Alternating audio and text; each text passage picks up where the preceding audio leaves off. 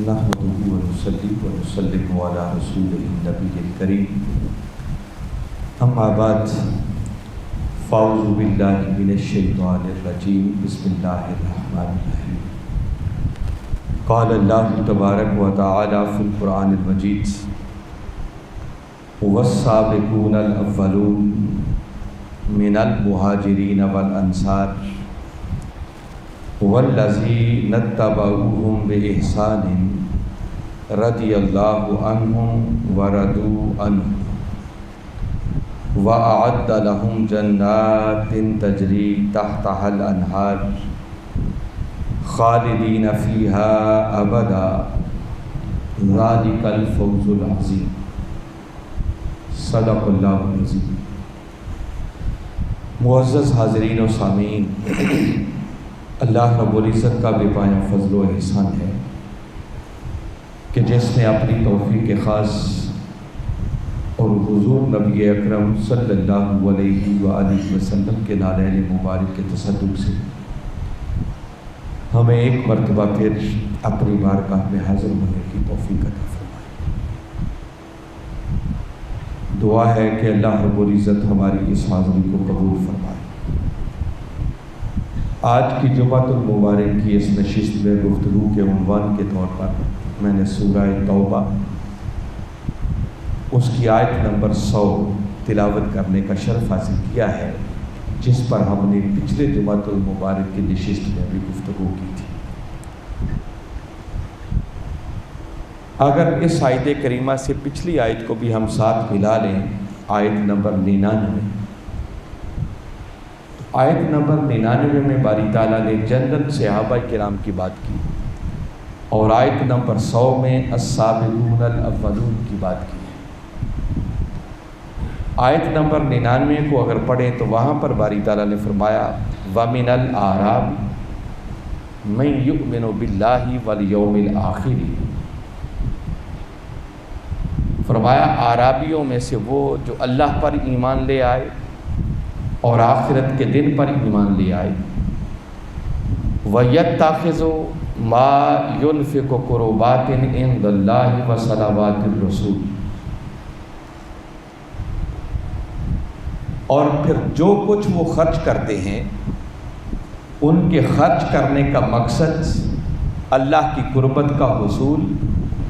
اور رسول مکرم صلی اللہ علیہ وسلم کی دعاؤں کا حاصل کرنا ہے۔ الا انہا قربۃ لہم، فرمایا آگاہ ہو جاؤ کہ اللہ نے اپنی قربت ان کے لیے لکھ دی۔ سیدخلہم اللہ فی رحمتہ، اللہ جلد ہی ان کو اپنی رحمت میں داخل فرما دے گا۔ ان اللہ غفور الرحیم، بے شک اللہ بڑا بخشنے والا اور بڑا رحم فرمانے والا ہے۔ یہ مضمون ہم نے اس لیے لیا تھا، جو میں نے پچھلے جمعۃ المبارک بتایا تھا کہ آج شاید ذی الحج کا یہ آخری دن ہو، اور آج رات کو چاند نکل آئے، اور کل سے نئے اسلامی سال محرم کا آغاز ہوگا۔ 18 ذی الحج کو سیدنا عثمان غنی رضی اللہ تعالیٰ عنہ کی شہادت کا دن ہے، اور یکم محرم الحرام یہ سیدنا عمر فاروق رضی اللہ تعالیٰ عنہ کی شہادت کا دن ہے۔ تو گویا یہ دن صحابہ کرام رضوان اللہ علیہم اجمعین کے ساتھ ایک خاص نسبت رکھتے ہیں، تو میں نے جنرل صحابہ کرام کی عظمت اور شان کو بیان کرنے کے لیے ان آیات کا انتخاب کیا۔ تو آیت نمبر 99 میں باری تعالیٰ نے عام صحابہ کرام کی بات کی، فرمایا وہ عربی دیہاتی جو مدینہ کے ارد گرد کی بستیوں میں رہتے تھے، ان کے اخلاص کو باری تعالیٰ نے بیان کیا۔ فرمایا ایک تو یہ کہ وہ اللہ پر ایمان لانے والے تھے اور آخرت کے دن پر ایمان لانے والے تھے۔ کیا خوش نصیبی ہے کہ ان کے ایمان کی تصدیق بھی خود خدا کر رہا ہے، اور ساتھ ان کے اعمال کے اخلاص کی بات کی۔ فرمایا وَيَتَّخِذُ مَا يُنْفِقُ قُرُبَاتٍ عِنْدَ اللَّهِ وَصَلَوَاتِ الرَّسُولِ، اور پھر وہ جو کچھ راہ خدا میں خرچ کرتے ہیں اسے اللہ کے حضور تقرب اور رسول مکرم صلی اللہ علیہ وسلم کی دعاؤں کا ذریعہ سمجھتے ہیں۔ یعنی ان کے ذہنوں میں نیت یہ ہوتی ہے کہ ہم جو اللہ کی راہ میں خرچ کر رہے ہیں، اپنی جان خرچ کرتے ہیں، مال خرچ کرتے ہیں، اولادوں کی قربانیاں دیتے ہیں، اپنا تن من دھن اللہ کی راہ میں لگاتے ہیں، ان کا مطمع نظر یہ ہوتا جس کو قرآن بیان کر رہا ہے، میں اپنی طرف سے نہیں کہہ رہا، کیا شان اور کیا عظمت ہے کہ باری تعالیٰ ان کے اخلاص پر خود گواہی دے رہا ہے۔ فرمایا ان کا مطمع نظر یہ ہوتا کہ جو کچھ ہم قربانیاں دیتے ہیں اس کے ذریعے ہم اللہ کی قربت پائیں گے اور رسول کی دعائیں حاصل ہوں گی۔ تو فرمایا سن لیں، ان کی یہ کاوش رنگ لائی، ان کی یہ قربانیاں اللہ کی راہ میں قبول ہو گئی۔ اعلیٰ کلمہ تنبیہ ہے، متوجہ کیا جا رہا ہے، غافلوں کو جوڑا جا رہا ہے کہ سن لو، انہا قربۃ لہم، کہ بے شک وہ ان کے لیے باعث قرب الہی ہے، وہ جو ان کا خرچ کرنا ہے۔ فرمایا میں خدا اعلان کر رہا ہوں کہ ان کے خرچ کرنے کے باعث یقیناً ان کو میری قربت ملے گی، وہ میری قربت کا ذریعہ بنے گا۔ سَيُدْخِلُهُمُ اللَّهُ فِي رَحْمَتِهِ، اور ان قریب اللہ ان کو اپنی رحمت کی چادر میں ڈھانپ لے گا۔ ان اللہ غفور الرحیم، رہ گئی ان سے کوئی سرزد ہونے والی کوئی کمی کوتاہی، کوئی غلطی، کوئی مسٹیک ایسی ہو گئی تو فرمایا بے شک اللہ بڑا بخشنے والا بھی ہے اور بڑا رحم فرمانے والا بھی ہے۔ ایک تو یہ جنرل صحابہ کرام کی بات ہوئی، اور اگلی آیت کریمہ میں باری تعالیٰ نے ان خاص صحابہ کرام کی بات کی جو ایمان لانے میں، ہجرت کرنے میں، قربانیاں دینے میں سبقت لے گئے اور شان اولیت کے حامل ٹھہرے، جس پر بڑی ایک ڈیٹیل ہم نے پچھلے جمعۃ المبارک کی نشست میں بات کی تھی۔ فرمایا والسابقون الاولون، اور وہ جو سبقت لے گئے، شان اولیت کے حامل ٹھہرے، آگے بڑھ گئے قربانیاں دینے میں، ایمان لانے میں، اپنا تن من دن قربان کرنے میں، من المہاجرین والانصار، خواہ وہ مہاجرین میں سے تھے یا انصار میں سے تھے، والذین اتبعوہم بإحسان، اور پھر جنہوں نے ان کی اتباع اس طرح کی جیسے اتباع کرنے کا حق تھا۔ فرمایا یہ سارے وہ خوش نصیب ہیں، رضی اللہ عنہم ورضوا عنہ، کہ اللہ ان سے راضی ہو گیا اور یہ سب اپنے اللہ سے راضی۔ اللہ نے ان کے لیے پھر جنتیں تیار کر رکھی ہیں، وَأَعَدَّ لَهُمْ جَنَّاتٍ تَجْرِي تَحْتَهَا الْأَنْهَارُ، جنتیں ہیں، باغات ہیں جن کے نیچے نہریں رواں ہوں گی، خالدین فیہا، یہ ہمیشہ ہمیشہ پھر ان جنتوں میں رہیں گے۔ اور آگے فرمایا ذالک الفوز العظیم، بے شک السابقون الاولون کی شان کا حامل ٹھہرنا، پھر ان کو اللہ کی رضا کا حاصل ہو جانا، اور پھر ان پر اللہ کے انعامات کی ایسی بارش ہونا کہ وہ ان انعامات کو دیکھ کر اپنے مولا سے راضی ہو جائیں، پھر ان کا جنتوں میں داخل ہو جانا، ہمیشہ ہمیشہ رہنا۔ فرمایا یہ ایک عظیم کامیابی۔ تو آپ ذرا چشم تصور میں لائیں کہ ان صحابہ کرام کی عظمت کا، شان کا عالم کیا ہوگا کہ جن کا ذکر باری تعالیٰ قرآن میں کر رہے ہیں کہ وہ سبقت لے جانے والے، شان اولیت کے حامل، جو سب سے آگے بڑھ گئے، خواہ وہ مہاجرین میں سے تھے یا انصار میں تھے۔ فرمایا ان کی شان یہ ہے کہ اللہ ان سے راضی ہو گیا اور وہ اپنے اللہ سے راضی۔ ان کی عظمت اور شان پر ہم نے بات کی تھی، مگر آج ان کی عظمت کا دوسرا رخ اور ہماری تربیت کے لیے کیا سامان ہے اس پر کنسنٹریٹ کرنا چاہ رہا ہوں۔ ساتھ باری تعالیٰ نے درمیان میں ایک ٹکڑا رکھا ہے، فرمایا والذین اتبعوہم بإحسان، اور وہ خوش نصیب کہ جنہوں نے پھر ان السابقون الاولون کی اتباع کی۔ یہاں اطاعت کی بات نہیں کہ جنہوں نے ان کی اطاعت کی، بلکہ کیا کی؟ اتباع کی۔ اور میں نے شاید پچھلی نشست میں ذکر کیا ہے یا نہیں کیا، اطاعت اور اتباع میں ایک موٹا سا فرق یہ ہوتا ہے کہ اطاعت بغیر محبت کے بھی ہو سکتی ہے، مگر اتباع اس کا بغیر محبت کے کنسیپٹ ہی کوئی نہیں۔ اطاعت کا معنی ہوتا ہے کسی کی بات ماننا، کوئی آپ کو حکم دے اس کے حکم کی تعمیل اسے اطاعت کہتے ہیں۔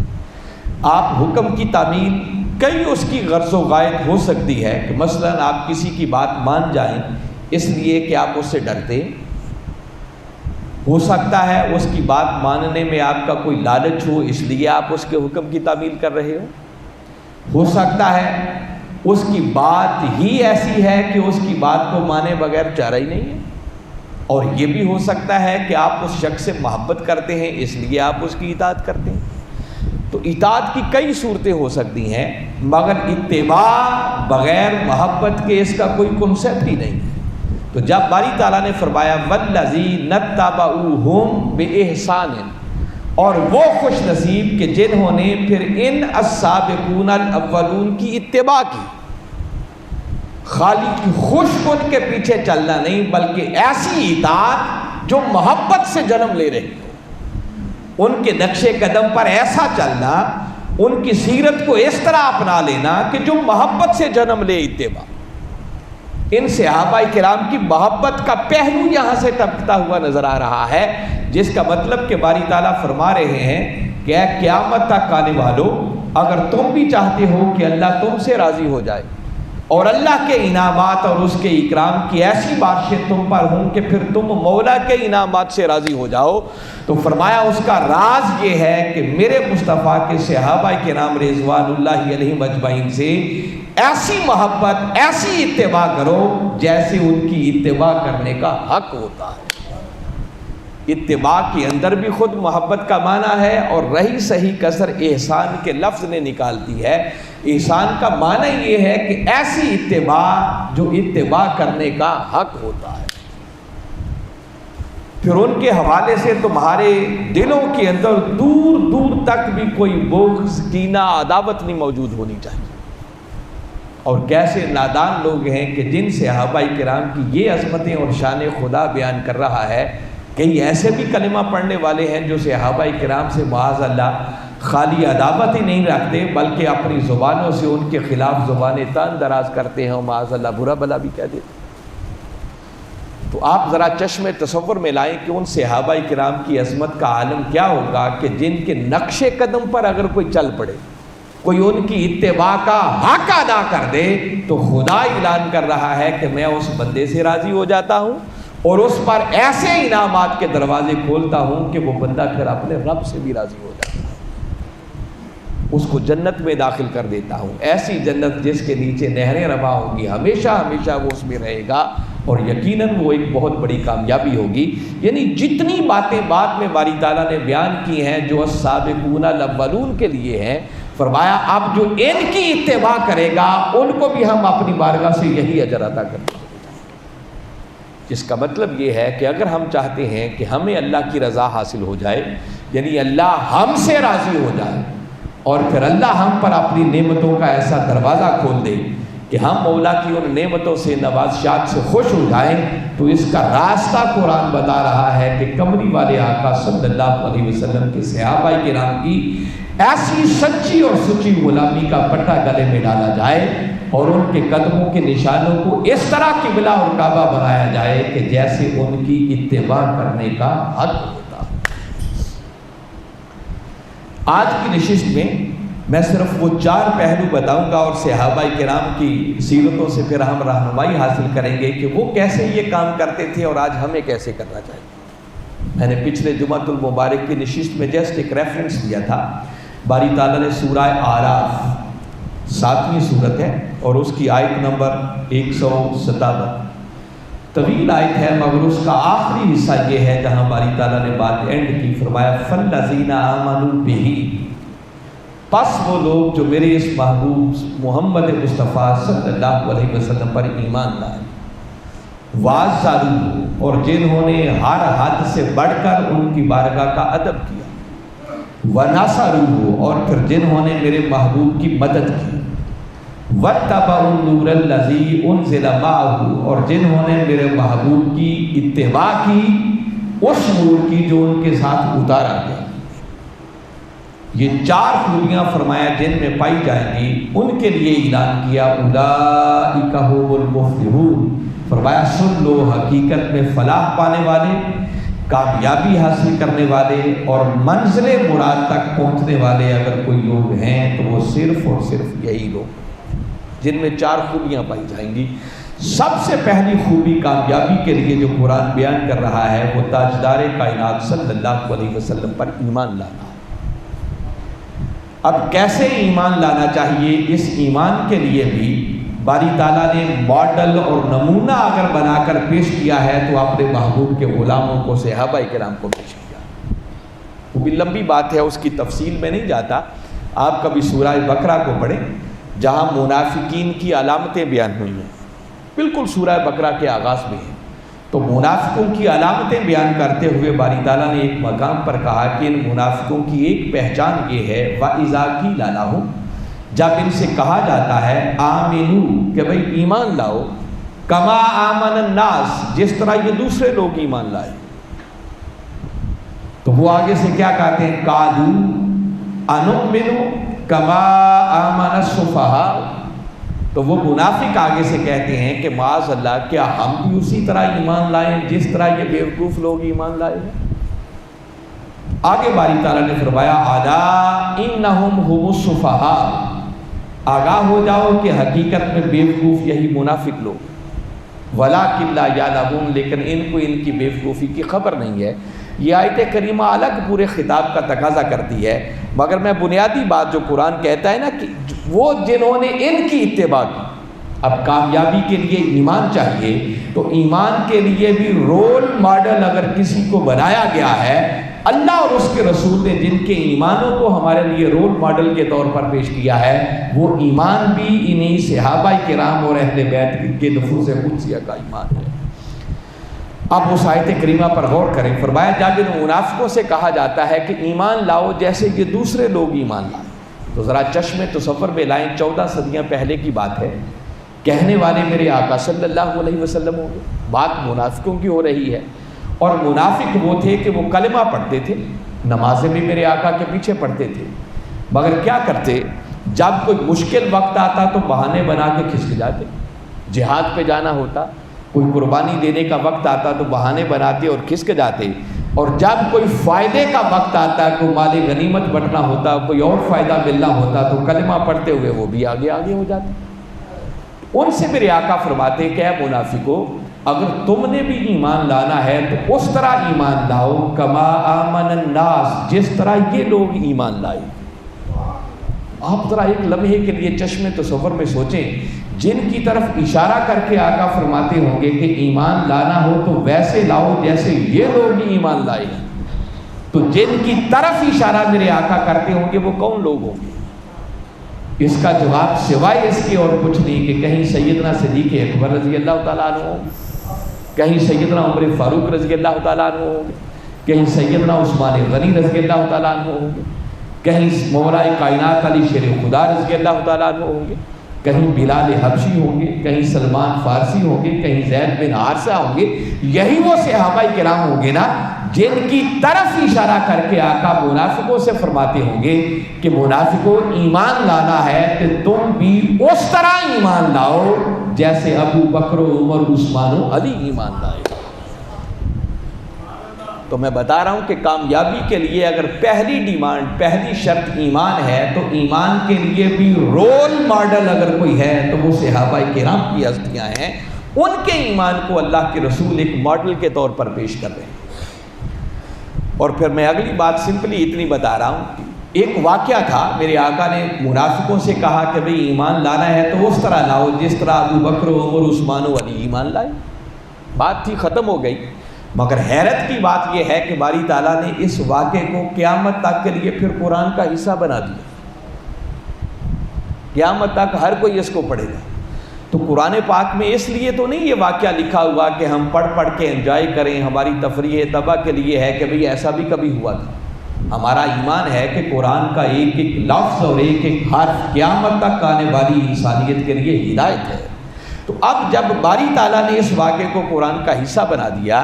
تو باری تعالیٰ اس واقعے کو قرآن کا حصہ بنا کر اب بات صرف رسول تک نہیں چھوڑ رہے کہ میرے رسول نے ان کو ماڈل اور نمونہ بنا کر پیش کیا، بلکہ اب باری تعالیٰ نے جب اس بات کو قرآن کا حصہ بنا دیا تو باری تعالیٰ قیامت تک کلمہ پڑھ کے ایمان لانے والوں کو مخاطب ہو کر کے یہ سمجھانا چاہ رہے ہیں کہ کلمہ پڑھ کے دائرہ ایمان میں آنے والوں، اگر تم بھی ایمان لانا چاہتے ہو تو اسی طرح لاؤ جس طرح ابو بکر و عمر عثمان و علی ایمان لائے۔ تو آپ ذرا ایک لمحے کے لیے چشم تصور میں لائیں کہ جن ہستیوں کے ایمان کو اللہ اور اس کا رسول صلی اللہ علیہ وسلم ایک ماڈل اور نمونے کے طور پر پیش کر رہے ہیں، تو ذرا سوچیں ان کے ایمان کی عظمتوں اور بلندیوں کا عالم کیا ہوگا، وہ کیسا ایمان۔ یہ ایمان اگر نام ہے قبلی والے آقا صلی اللہ علیہ وسلم کی ذات اقدس سے محبت اور عشق کا، جیسے میرے آقا نے فرمایا ایمان کیا ہے، وہ آپ نے ایک مقام پر فرمایا لا یؤمن احدکم حتی اکون احب الیہ من والدہ وولدہ والناس اجمعین، فرمایا یاد رکھو اس وقت تک تم مومن نہیں ہو سکتے جب تک کہ اپنی اولاد، اپنے والدین، اپنی اولاد، حتیٰ کہ کائنات کے ہر شخص سے بڑھ کر، فرمایا جب تک تم میری ذات سے محبت نہیں کرتے، فرمایا تم مومن نہیں ہو سکتے۔ تو اگر ایمان نام ہے محبت مصطفیٰ کا، ایمان نام ہے عشق مصطفیٰ کا، ایمان نام ہے غلامی مصطفیٰ کا، ایمان نام ہے آقا کے در کا سگ بن جانے کا، تو یہ ہمیں سیکھنا ہوگا صحابہ کرام سے کہ وہ آقا سے کیسے محبت کرتے۔ اس پر اگر جیسے میں ایک دو باتیں آپ کو بتاؤں تو آپ کبھی چشم تصور میں لائیں کہ یہ جو قرآن کہتا ہے نا، ابھی تو حدیث مبارکہ میں نے سنائی ہے نا کہ آقا نے فرمایا اس وقت تک کوئی مومن نہیں ہو سکتا جب تک کہ اپنی اولاد، اپنے والدین، اپنی اولاد، حتیٰ کہ ہر شخص سے بڑھ کر میری ذات سے محبت نہ کرے۔ جب قرآن کو پڑھیں تو قرآن نے اس سے بھی زیادہ ڈیٹیل میں جا کر بات کی۔ سورہ توبہ ہے، فرمایا کل ان کان آباؤکم و ابناؤکم و اخوانکم و ازواجکم و عشیرتکم و اموال اقترفتموها و تجارت تخشون کسادها و مساکن ترضونها احب الیکم من اللہ و رسولہ و جہاد فی سبیلہ فتربصوا حتی یأتی اللہ بامرہ۔ فرمایا محبوب نے بتا دو کہ یہ جو تم اپنے والدین سے محبت کرتے ہو، اپنی اولاد سے محبت کرتے ہو، اپنے رشتہ داروں سے محبت کرتے ہو، اپنی ازواج سے محبت کرتے ہو، پھر فرمایا تمہاری اپنے مال و دولت سے محبت جسے تم بڑی محنت سے کماتے ہو، وَتِجَارَةٌ تَخْشَوْنَ كَسَادَهَا، پھر تمہاری اپنی تجارت سے، کاروبار سے، بزنس سے محبت جس کے نقصان کا تمہیں ہر وقت ڈر لگا رہتا ہے، وَمَسَاكِنُ تَرْضَوْنَهَا، پھر تمہاری اپنے مسکن سے، وطن سے، دیش سے، گھر بار سے محبت جسے دیکھ دیکھ کر تمہاری آنکھیں ٹھنڈی ہوتی ہیں۔ فرمایا لوگوں اگر یہ دنیا کی محبتیں، اللہ کی محبت، اس کے رسول کی محبت اور اس کے راستے میں جہاد کی محبت پر غالب آ گئی تو فرمایا انتظار کرو پھر تم پر اللہ کا عذاب کب اترتا ہے، جس کا مطلب کہ ایمان سلامت تب ہے کہ دنیا کی سب محبتیں نیچے رہ جائیں اور اللہ اور اس کے رسول کی محبت ان ساری محبتوں پر غالب آ جائے۔ اگر ایمان اس چیز کا نام ہے اور یقیناً اس چیز کا نام ہے تو یہ ہمیں صحابہ کرام کی سیرت سے سیکھنا ہو۔ میرے آقا صلی اللہ علیہ وسلم دیکھیں ہجرت کی رات جب آقا گھر سے روانہ ہونے لگے تو آپ نے اپنے بستر پر سونے کے لیے جس ہستی کا انتخاب کیا وہ مولا کائنات علی شیر خدا تھے۔ فرمایا علی آؤ میں تو جا رہا ہوں، آج کچھ لوگوں کی امانتیں ہیں آپ کے سپرد کر رہا ہوں، آؤ ان امانتوں کے امی بن کر بستر مصطفیٰ پر لیٹ جاؤ۔ اس رات بستر مصطفیٰ پر سونا کوئی موت کو دعوت دینے سے کام نہیں تھا، مگر قربان جائیں علی کی وفاداری پر کہ بلا چوں و چراں بستر مصطفیٰ پر لیٹ گئے۔ رات بیت گئی، بعد میں کسی نے پوچھا کہ علی دشمن ننگی تلواریں لے کے دروازے پہ کھڑے تھے، کوئی چین کی نیند بھی آئی یا نہ آئی؟ فرمانے لگے کہ جس چین کی نیند اس رات بستر مصطفیٰ پر آئی تھی ساری زندگی کبھی آئی نہیں تھی۔ پوچھا کیسے؟ دشمن تو ننگی تلواریں لے کے کھڑے تھے۔ فرمانے لگے چونکہ میرے آقا کی زبان اقدس سے نکلا تھا کہ یہ امانتیں کل امانت والوں کے سپرد کرنا، تو مجھے یقین تھا کہ کم از کم آج کی رات علی کو موت نہیں آ سکتی۔ اگر موت آ جاتی، امانتیں والوں کے سپرد نہ ہوتی، کردار مصطفیٰ کی چادر پہ دھبا آ جاتا ہے اور یہ اللہ کو کبھی قبول۔ یہ صحابہ کرام کی قربانیاں تھی۔ ادھر مولا کائنات علی شیر خدا کو بستر پر لیٹنے کا حکم دیا اور گھر سے نکل کر میرے آقا سیدھے پروانہ چراغ مصطفی سیدنا صدیق اکبر رضی اللہ تعالیٰ عنہ کے دروازے پہ تشریف لے گئے۔ قربان جائیں ابو بکر کے مقدر پر۔ ہم تو ترستے ہیں نا کبھی خواب میں ایک جھلک نصیب ہو جائے، اور کیا مقدر ہوگا کہ جن کے دروازے پر خود کملی والے آقا چل کے تشریف لے جا رہے۔ بس میرے آقا کی ابرو کا اشارہ ہوا، ابو بکر سفر پہ ساتھ روانہ ہو۔ اب ذرا سوچیں اس رات میرے آقا کے ساتھ سفر پر نکلنا یہ بھی کوئی موت کو دعوت دینے سے کام نہیں تھا۔ اور کتابیں بھری پڑی ہیں، جب غار ثور کی طرف جا رہے تھے تو جانے کا عالم یہ تھا کہ ابو بکر دیوانہ وار طواف کرتے ہوئے آقا کو لے کے آگے بڑھ رہے ہیں، کبھی دوڑ کے آگے ہو جاتے ہیں، کبھی پیچھے ہو جاتے ہیں، کبھی دائیں ہو جاتے ہیں، کبھی بائیں ہو جاتے ہیں۔ میرے آقا نے پوچھا کہ ابو بکر کبھی ایسا نہیں ہوا، آج تم آرام سے کیوں نہیں چل رہے؟ عرض کرنے لگے آقا دشمن پیچھے لگا ہوا ہے،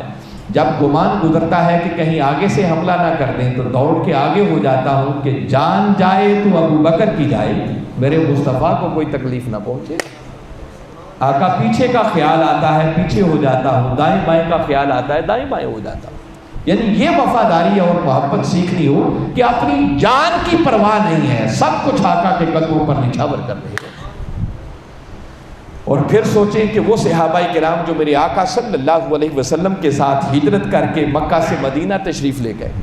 ذرا ایک لمحے کے لیے سوچا کریں کہ وہ جو ہجرت کر کے چلے گئے تھے، کیا سب کے والدین ایمان لے آئے تھے؟ نہیں لائے تھے۔ کیا سب کی اولادوں نے کلمہ پڑھ لیا تھا؟ کوئی نہیں پڑھا تھا۔ کیا سب کے رشتہ داروں نے اسلام قبول کر لیا تھا؟ نہیں کیا تھا۔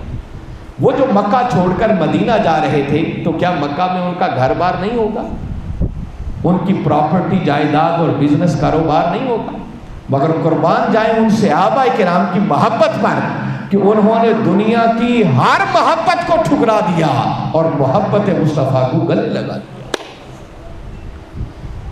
باری تعالیٰ ان آیتوں کے ذریعے ہمیں سمجھانا چاہ رہے ہیں کہ لوگوں آؤ، اگر تم نے بھی ایمان لانا ہے تو ایمان اس طرح لاؤ جس طرح ابو بکر و عمر عثمان و علی ایمان لائے تھے۔ اگر میرے مصطفیٰ کے ان صحابہ کرام کے نقش قدم پر چل پڑو گے تو فرمایا ان کے نقش قدم پر چلنا، ان کی اتباع ایک ایسا عمل ہے کہ جس کے صدقے اللہ تم سے راضی ہو جائے گا، اور اللہ ایسے انعامات کے دروازے کھولے گا کہ مولا کی ان انعامات کی بارشوں کو دیکھ کر تم مولا سے راضی ہو جاؤ۔ ادب سیکھنا ہو تو کبھی ان ہستیوں سے سیکھیں جس کو قرآن سورہ اعراف میں کہتا ہے نا وَعَزَّرُوهُ، جنہوں نے ہر حد سے بڑھ کر میرے مصطفیٰ کی بارگاہ کا ادب کیا۔ ادب یہ تھا کہ تاجدار کائنات صلی اللہ علیہ وسلم کی خاطر وہ اپنی نمازوں کو بھی مؤخر کر دیتے، اپنے سجدوں کو مؤخر کر دیا کرتے۔ ایک غزوہ سے پلٹ کے واپس آ رہے ہیں، مولا کائنات علی شیر خدا رضی اللہ تعالیٰ عنہ آپ کے ساتھ ہیں، اور آپ نے حکم ارشاد فرمایا کہ علی میں تھکاوٹ محسوس کر رہا ہوں، ذرا اپنی گود حاضر کرو۔ آپ نے سر انور رکھا اور لیٹ گئے۔ نماز عصر کا وقت تھا، آپ نماز پڑھ چکے تھے اور مولا کائنات علی شیر خدا نے ابھی نماز نہیں پڑھی تھی۔ اب سورج غروب ہو رہا ہے، علی اپنی آنکھوں سے دیکھ رہے ہیں کہ سورج غروب ہوتا چلا جا رہا ہے۔ ہم جیسا کوئی خشک مولوی ہوتا، حضور شیخ الاسلام فرمایا کرتے ہیں، تو وہ کھنگورا مار کے اٹھا دیتا کہ اٹھ جائے میں اپنی نماز تو پڑھ لوں۔ مگر قربان جائیں علی کی محبت پر، علی کے ادب پر، نماز قضا کر دی مگر آرام مصطفیٰ میں خلل نہیں آنے دی۔ میرے آقا نے آنکھیں کھولی، اٹھتے پہلا ہی سوال یہ کیا کہ علی کے عصر کی نماز پڑھ لی تھی؟ اب پوچھا جب سورج غروب ہو گیا۔ پوچھنا تھا تو پہلے پوچھتے جب ابھی آرام کرنے لگے تھے کہ علی آرام کرنا چاہتا ہوں، نماز پڑھی ہے یا نہیں؟ اگر پہلے پوچھتے تو یقیناً وہ عرض کرتے کہ آقا نہیں پڑھی۔ جب کہتے نہیں پڑھی تو پھر کہنا پڑتا اچھا پہلے نماز پڑھ لو پھر آرام کریں۔ آج بغیر پوچھے سوال کیا کہ دیکھوں علی اپنی نماز کو ترجیح دیتا ہے یا آرام مصطفیٰ کو ترجیح دیتا ہے۔ یہ سیکھنا ہو تو کبھی ان صحابہ کے نام سے سیکھیں۔ تو میرے آقا نے جب سوال کیا اور علی نے فرمایا جواب دیا کہ آقا میں نے نماز ابھی نہیں پڑھی تھی، تو فرمایا اچھا پھر سورج غروب ہو گیا، قضا پڑھ لو۔ اب علی نے کوئی اپنی زبان سے بات نہیں کی، بس متجسسانہ نظروں سے دیکھا، سوالیہ نگاہوں سے دیکھا، گویا نگاہوں سے عرض کی کہ آقا قضا آپ کے آرام پر ہوئی ہو اور پھر بھی قضا پڑھو۔ بس میرے آقا نے اللہ کی بارگاہ میں ہاتھ اٹھائے اور عرض کی اللہم ان علی کان فی طاعتک و فی طاعت رسولک، کہ مولا بے شک علی تیری اطاعت میں تھا اور تیرے رسول کی اطاعت میں تھا، بس تو ان کی خاطر سورج کو پلٹا دے۔ کہتے ہیں کہ ابھی میرے آقا کے ہاتھ دعا سے پلٹ کر واپس نہیں آئے تھے کہ ڈوبا ہوا سورج یوں پلٹ کے پیچھے آیا ہے جیسے کسی نے ڈوریاں باندھی ہوں اور اسے پیچھے کھینچ لیا۔ مگر میں بتانا چاہ رہا ہوں کہ ادب سیکھنا ہو تو کبھی ان لوگوں سے سیکھیں۔ سیدنا عمر فاروق رضی اللہ تعالیٰ عنہ آپ خانہ کعبہ کا طواف کر رہے ہیں. طواف کرتے کرتے جب حجر اسود کو چومنے کا وقت آیا تو آپ رک گئے اور رک کر حجر اسود سے مخاطب ہو کر فرمانے لگے کہ حجر اسود میں جانتا ہوں تو بھی پتھروں جیسا ایک پتھر ہے، نہ کوئی نفع دے سکتا ہے نہ نقصان دے سکتا ہے، مگر عمر پھر بھی تمہیں چوم رہا ہے. فرمایا کہیں یہ نہ خیال کرنا کہ شاید عمر تمہیں اس لیے چوم رہا ہے کہ تو جنت سے آیا ہے. فرمایا اللہ کی عزت کی قسم تمہیں کبھی نہ چومتا، عمر اس لیے چوم رہا ہے کہ میں نے اپنے آقا کو دیکھا، چونکہ آقا نے چوما تو میں تو یار کی اس ادا کو پورا کر رہا تھا. یوں ہر عمل کے اندر آقا کی محبت، آقا کی سیرت اور سنت کو پیش نظر رکھا کرتے تھے. یہ قرآن کہتا ہے کہ لوگوں آؤ، اگر تم بھی کامیابی حاصل کرنا چاہتے ہو، اللہ کی رضا کا حامل ٹھہرنا چاہتے ہو اور چاہتے ہو کہ اللہ تمہارے اوپر ایسے انعامات کے دروازے کھولے کہ اپنے مولا کی انعامات اور نوازشات کو دیکھ کر تم مولا سے راضی ہو جاؤ، جنتوں میں داخل ہو جائے، تمہیں جنتوں میں دخول خلود حاصل ہو جائے، تو فرمایا اس کا راستہ ایک ہے، والذین اتبعوہم بإحسان. اگر جنہوں نے السابقون الاولون کی اتباع اس طرح کی جس طرح ان کی اتباع کرنے کا حق تھا، تو فرمایا سن لو، جو میرے مصطفیٰ کی اتباع کرنے والے بن جائیں گے، میں مولا ان پر اپنے کرم کے دروازے کھول دوں گا. اس لیے حاضرین مکرم، آج کی گفتگو کا لب لباب اور نچوڑ یہ تھا کہ اگر ہم چاہتے ہیں کہ مولا ہم سے راضی ہو، ہم اپنے مولا سے راضی ہو جائیں، جنتیں مل جائیں، تو قرآن سبق دے رہا ہے کہ آؤ دل سے میرے آقا کے صحابہ کرام اور ان کی اہل بیت کے نفوس قدسیہ کی سچے دل سے اتباع کرنے والے بنے، ان کے نقش قدم پر چلنے والے بنے. اگر ہم نے ان کے قدموں کے نشانوں کو اپنا قبلہ اور کعبہ بنا لیا تو یقیناً ہماری دنیا بھی سنور جائے گی اور آخرت بھی سنور جائے گی. اللہ کی بارگاہ میں دعا ہے کہ میں نے جو کچھ کہا سمجھ کر ایمان لاتے ہوئے اس کے مطابق عمل کر کے اپنی دنیا اور آخرت کو سنوارنے کی توفیق عطا فرمائے. وما علینا الا البلاغ.